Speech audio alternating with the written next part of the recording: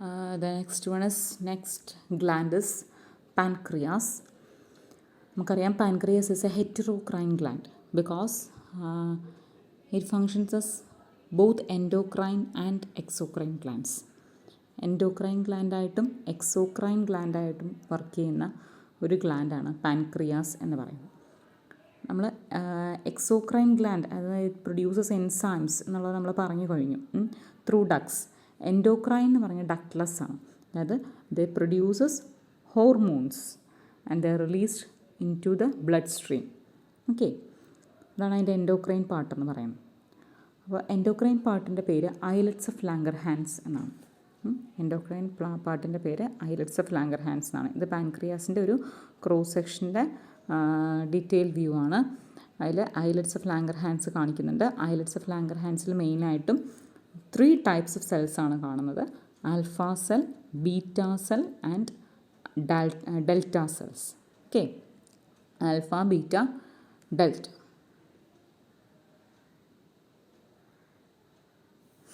There are about 1 to 2 million islets of Langerhans. Islets of Langerhans എന്ന് പറയുന്ന ആ mass 1 to 2 million ഉണ്ടാവും. It is 1 to 2% of the pancreatic tissue. 3 തരത്തിലുള്ള സെൽസാണ് നമ്മൾ പറഞ്ഞു: alpha, beta and delta cells.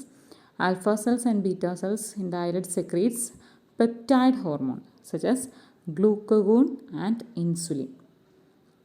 അപ്പോൾ alpha cell produces glucagon and beta cell produces insulin.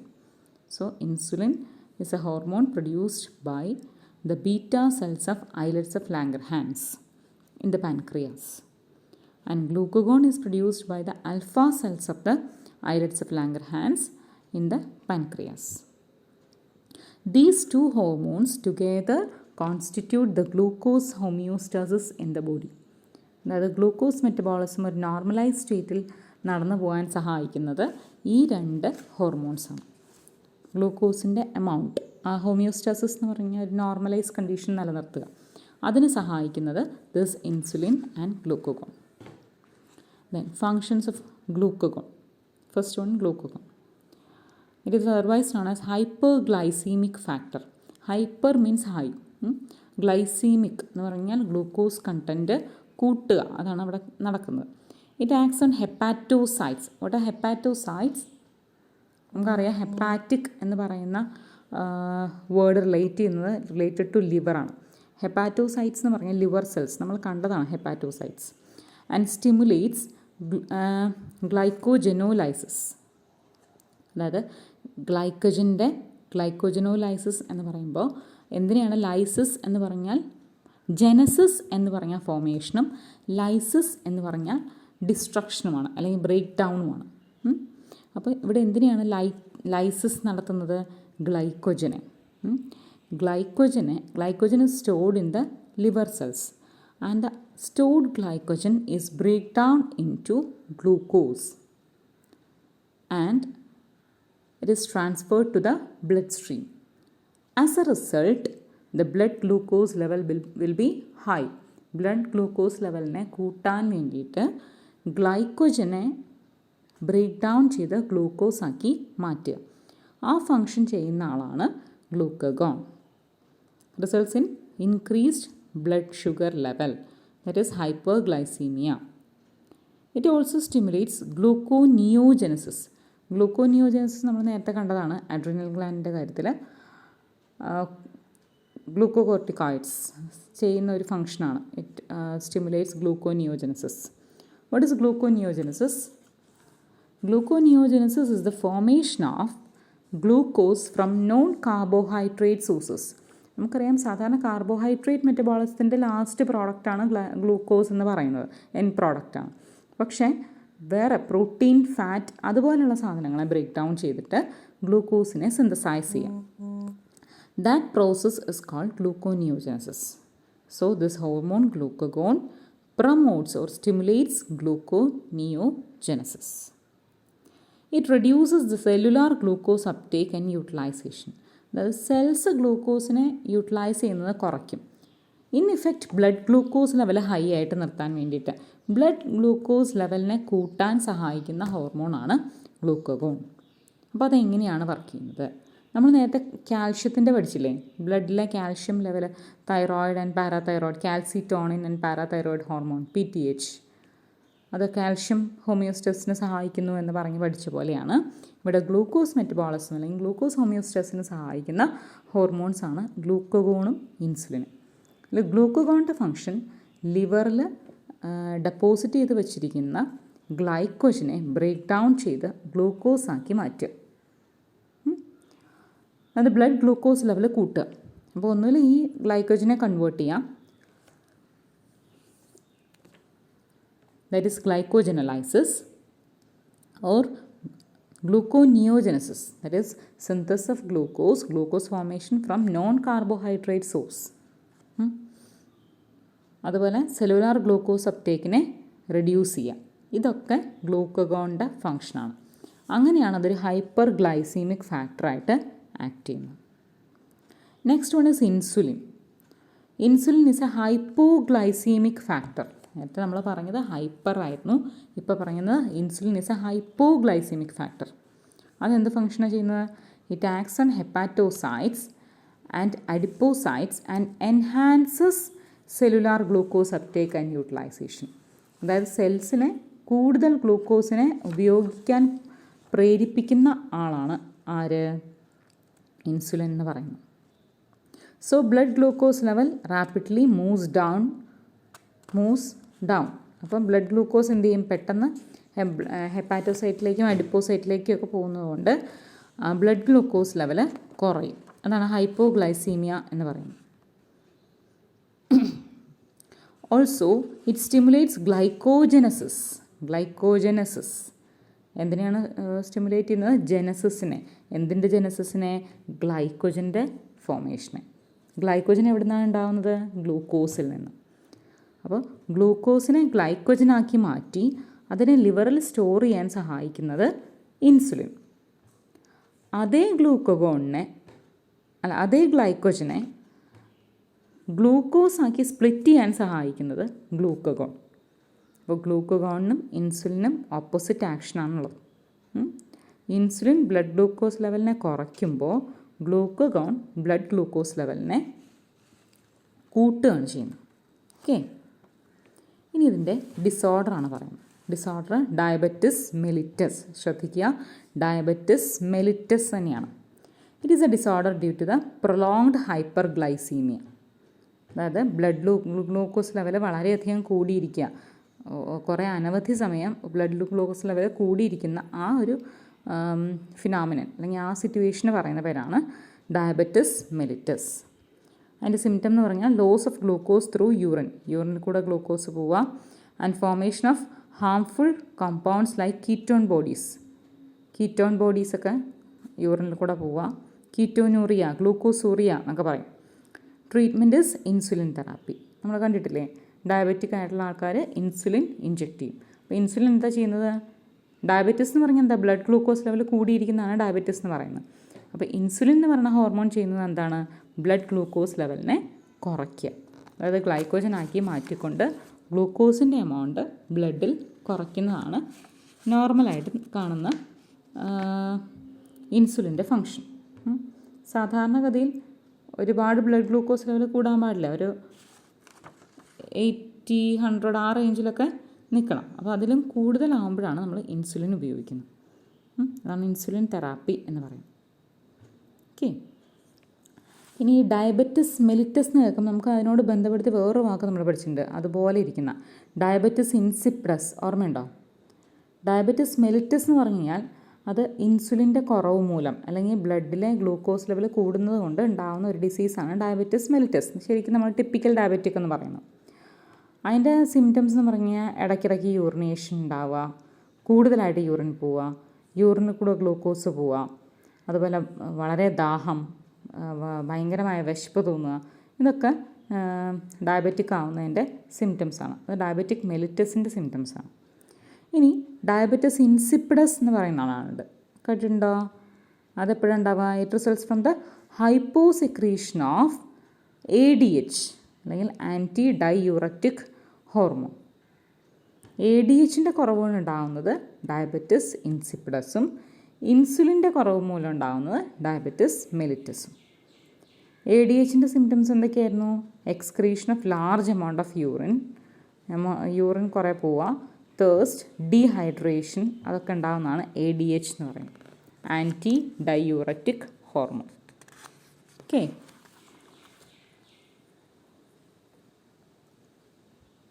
This is all about pancreas.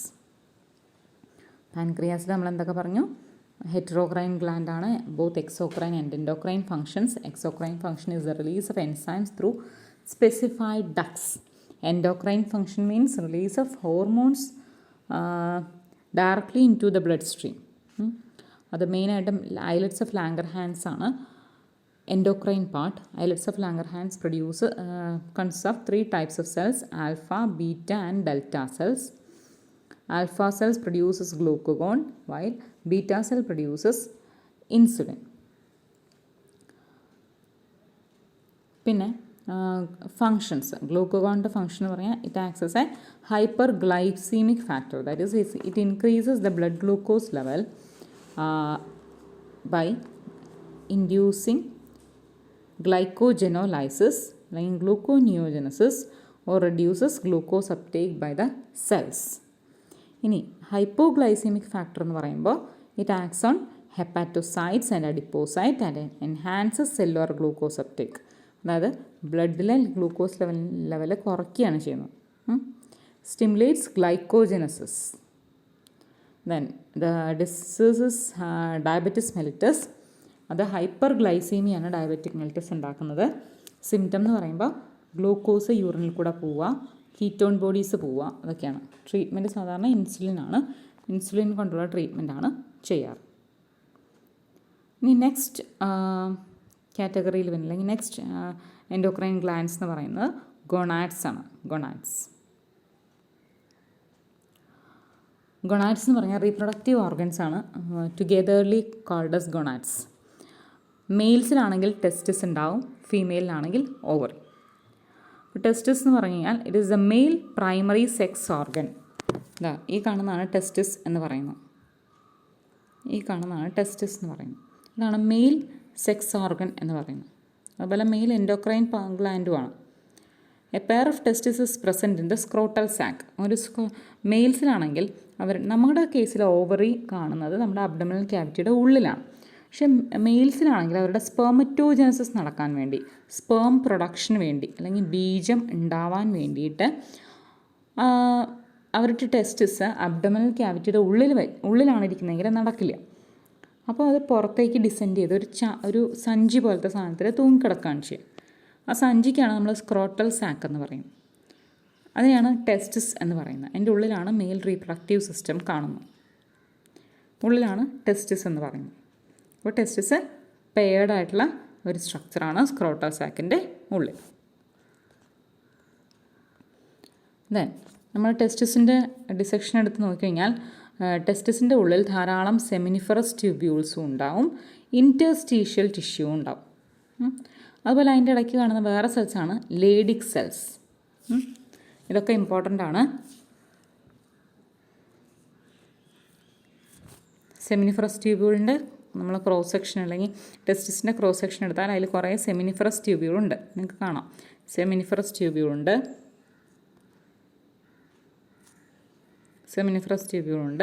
പിന്നെ എപ്പിഡിഡിമിസ്, വാസ് ഡിഫറൻസ് എന്നൊക്കെ പറഞ്ഞിട്ട് കുറേ സ്ട്രക്ചേഴ്സ് ഉണ്ട്. ഈ സെൽസ് ഈ ടെസ്റ്റിസിലുള്ള സ്പെഷ്യലൈസ്ഡ് സെൽസാണ് Leydig cells.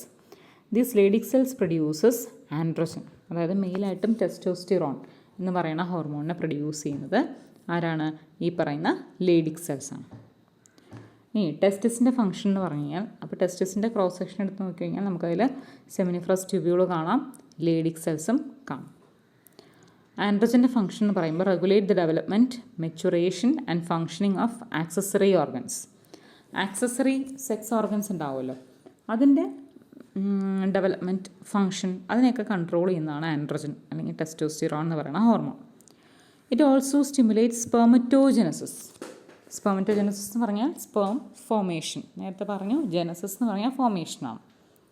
It stimulates the sexual behaviour also growth of muscles, hairs, aggressiveness, low pitch voice, അങ്ങനെ ഒരു മെയിൽ ക്യാരക്ടേഴ്സ് എന്ന് നമ്മൾ കൺസിഡർ ചെയ്യുന്ന എല്ലാ ക്യാരക്ടേഴ്സും ഉണ്ടാവാൻ കാരണം ഈ ഹോർമോണാണ് ആൻഡ്രോജൻ, മെയിനായിട്ട് ടെസ്റ്റോസ്റ്റിറോൺ എന്ന് പറയുന്ന hormone. It also help in anabolism of proteins and carbohydrates. അത് പ്രോട്ടീൻ്റെയും കാർബോഹൈഡ്രേറ്റ്സിൻ്റെയും അനബോളിസത്തിനും സഹായിക്കും. അനബോളിസം, കാറ്റബോളിസം ഒക്കെ നമ്മൾ പഠിച്ചതാണ്. ദെൻ അടുത്ത ഗൊണാഡിൽ വരുന്നതാണ് ഓവറി എന്ന് പറയുന്നത്.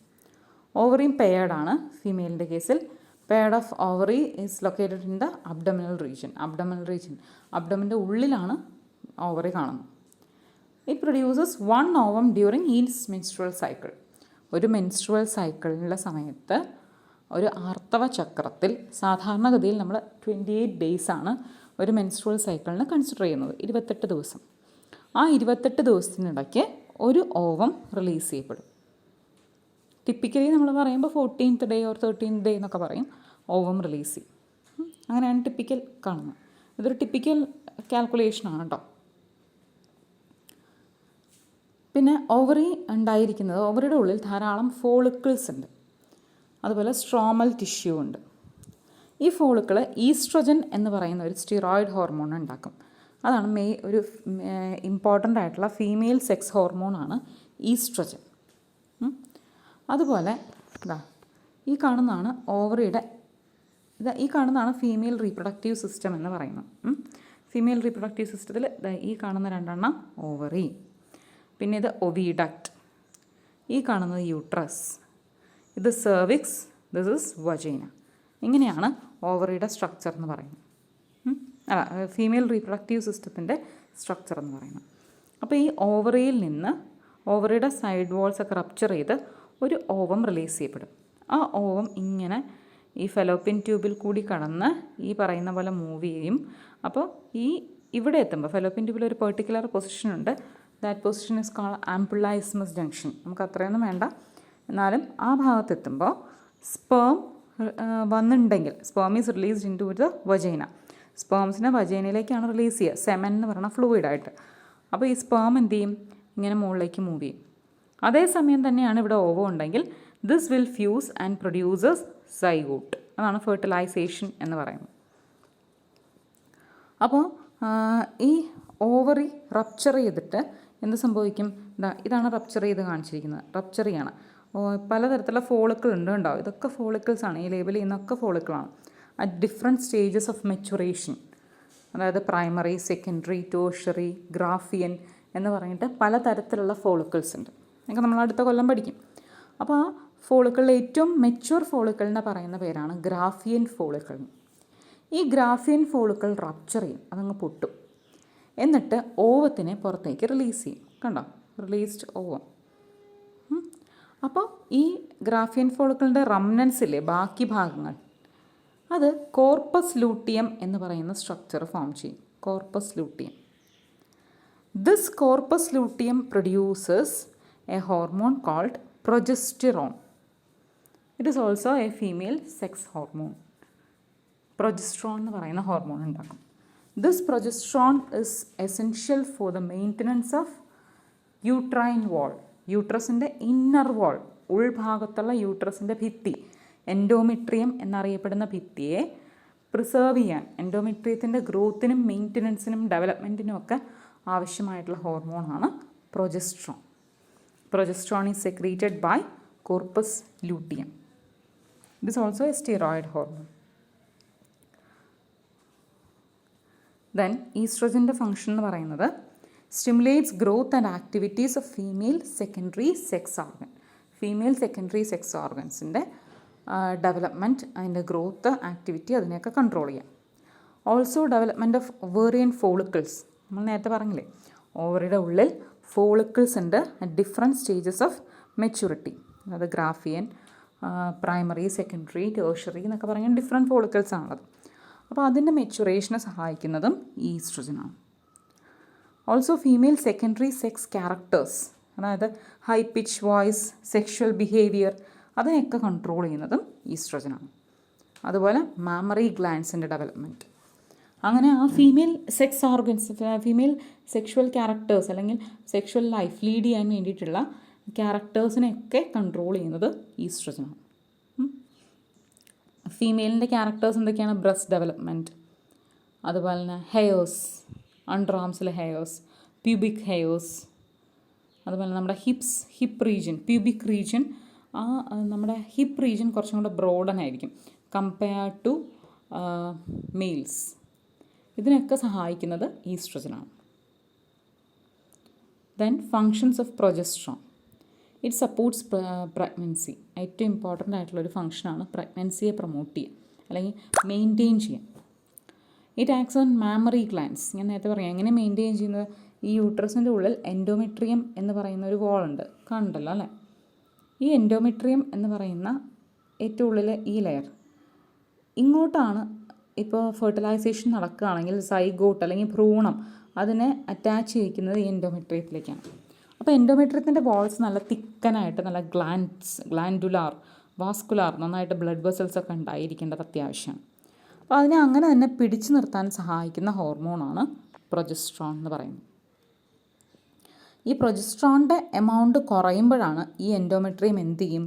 പിഞ്ച് ഓഫ് ചെയ്യും, അതിങ്ങ് പറഞ്ഞു പോരും, എന്നിട്ട് വജൈനയിൽ കൂടി പുറത്തേക്ക് വരും. അതിനാണ് നമ്മൾ എന്ത് പറയുന്നത്? മെൻസ്ട്രുവേഷൻ എന്ന് പറയുന്നത്. ഓക്കെ.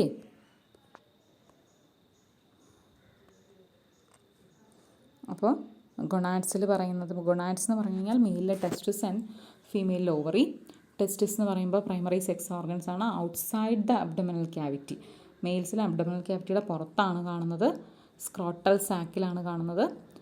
അതിൻ്റെ ഉള്ളിൽ സെമിനിഫറസ് ട്യൂബ്യൂളുണ്ട്. സെമിനിഫറസ് ട്യൂബ്യൂളിലേക്കാണ്, അവിടെയാണ് സ്പേം പ്രൊഡക്ഷൻ നടക്കുന്നത്.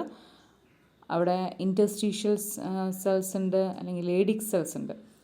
ലേഡിക് സെൽസിൻ്റെ ഫങ്ഷൻ എന്ന് പറഞ്ഞാൽ ആൻഡ്രോജൻ, അതായത് മെയിൻലി ടെസ്റ്റോസ്റ്റിറോണിൻ്റെ പ്രൊഡക്ഷനാണ്.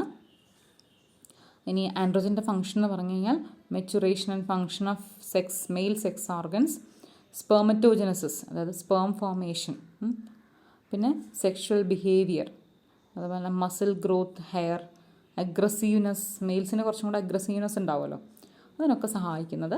അതുപോലെ പിച്ച്, വോയിസിൻ്റെ പിച്ച്, അതൊക്കെ സഹായിക്കുന്നത് ഈ ആൻഡ്രോജൻസാണ്. അതുപോലെ ആനബോളിസം, പ്രോട്ടീൻ ആൻഡ് കാർബോഹൈഡ്രേറ്റ്. ഇനി ഫീമെയിൽസിൻ്റെ കേസിലാണെങ്കിൽ ഓവറിയാണ് സെക്സ് ഓർഗൻ. ഒരു പെയർ ഓവറി ഉണ്ട്, അത് അബ്ഡമിനൽ ക്യാവിറ്റിയുടെ ഉള്ളിലാണ് കാണപ്പെടുന്നത്. ഓവത്തിനെ പ്രൊഡ്യൂസ് ചെയ്യുന്നു. ഓവറിയുടെ ഉള്ളിൽ ഫോളിക്കിൾസും സ്ട്രോമൽ ടിഷ്യൂ ഉണ്ട്. മെയിനായിട്ടും ഉണ്ടാകുന്ന ഹോർമോൺ ഈസ്ട്രജനും പ്രൊജസ്ട്രോണുമാണ്. ഈസ്ട്രജനെ സെക്രീറ്റ് ചെയ്യുന്നത് ഫോളിക്കിൾസും, പ്രൊജസ്ട്രോണിനെ ഫോം ചെയ്യുന്നത് കോർപ്പസ് ലൂട്ടിയവുമാണ്. ഈസ്ട്രജൻ്റെ ഫംഗ്ഷൻ സെക്കൻഡറി സെക്ഷുവൽ ക്യാരക്ടേഴ്സിനെ കൺട്രോൾ ചെയ്യാം, ഡെവലപ്മെൻറ്റ് ഓഫ് ഒവേറിയൻ ഫോളിക്കിൾസ്, അതുപോലെ തന്നെ സെക്ഷുവൽ ബിഹേവിയർ, മാമറി ഗ്ലാൻസിൻ്റെ ഡെവലപ്മെൻ്റ് ഒക്കെയാണ്. പ്രൊജസ്ട്രോൺ ആണെങ്കിൽ പ്രഗ്നൻസി മെയിൻറ്റെയിനിങ് ഹോർമോൺ എന്നറിയപ്പെടുന്നതാണ് progesterone. It acts on mammary glands to stimulate the formation of milk. Okay, ഇത്രയുമാണ് ഗൊണാഡ്സ്.